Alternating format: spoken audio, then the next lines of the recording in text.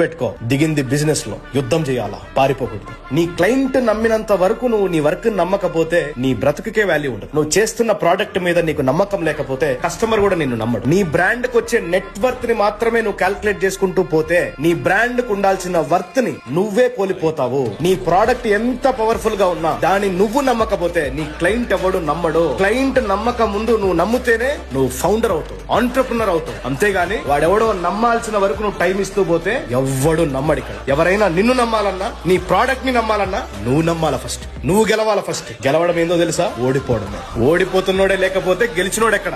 గుర్తుపెట్టుకో, ఈ రోజు నువ్వు ఓడిపోతున్నావంటే రేపు పొద్దున నీ గెలుపుకి ఇంకొకడెవడో ఓటమికి సిద్ధపడతా ఉంటాడు, ఇంకోడెవడో నేర్చుకుంటుంటాడు. నువ్వు ఇప్పుడు నేర్చుకుంటున్నావు అనుకో, ఇంకొకడిని గెలిపిస్తున్నావు అనుకో, నువ్వు ఓడిపోతున్నావు అనుకోకు.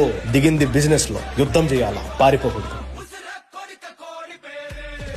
గుర్తుపెట్టుకో, దిగింది బిజినెస్ లో యుద్ధం చేయాలా, పారిపోకూడదు. నీ